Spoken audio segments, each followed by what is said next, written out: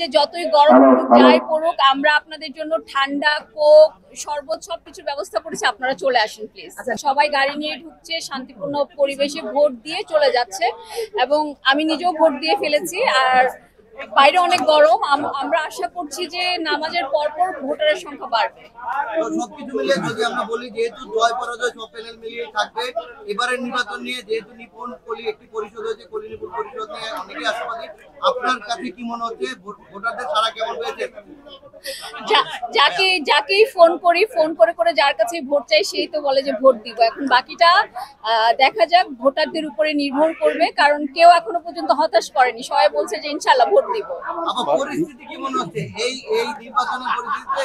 আপনার কাছে যেহেতু সামনে পেলাম, যেহেতু আপনি সেক্রেটারি ছিলেন এবং এখনো নির্বাচন করছেন, জানতে চাই যদি এই যে এত পুলিশ, এত শৃঙ্খলা বাহিনী ভোটারদের থেকে বেশি সচেতন, এটা কিভাবে দেখছেন?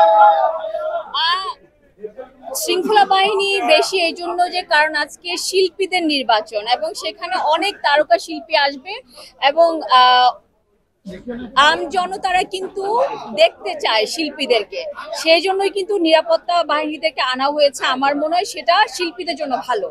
আপা, এখন পর্যন্ত আমরা দেখছি যে উৎসব মুখর পরিবেশে হচ্ছে, আপনি দিনব্যাপী কি প্রত্যাশা করছেন? কোন ধরনের সংখ্যা কি রয়েছে? না, আমার কাছে কোনো ধরনের সংখ্যাই নেই। আমার মনে হচ্ছে এভাবে নির্বাচনটা পার হবে।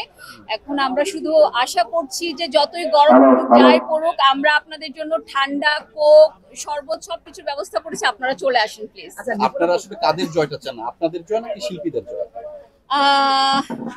আমরা আসলে শিল্পীদের জয়টাই চাই। শিল্পীরা যাকে জয়যুক্ত করবে সেটাই তো মানতে হবে। হ্যাঁ, যেহেতু আজকে শুক্রবার আর ঈদের পর ফার্স্ট শুক্রবার, এটা এখনো কিন্তু ছুটির আমেজ কাটেনি, এখনো অনেকেই আসেনি। আমরা কিন্তু ঈদের পরপরই একদম নির্বাচনটা আরম্ভ করেছি। অনেকে কিন্তু রাস্তায় আছে, কেউ ল্যান্ড করছে, আমার কাছে কিন্তু নিউজ আছে কেউ এখনো ল্যান্ড করছে, কেউ রাস্তায় আছে, কেউ এখনো যমুনা ক্রস করছে, কেউ পদ্মা সেতু ক্রস করছে। চলে আসবে।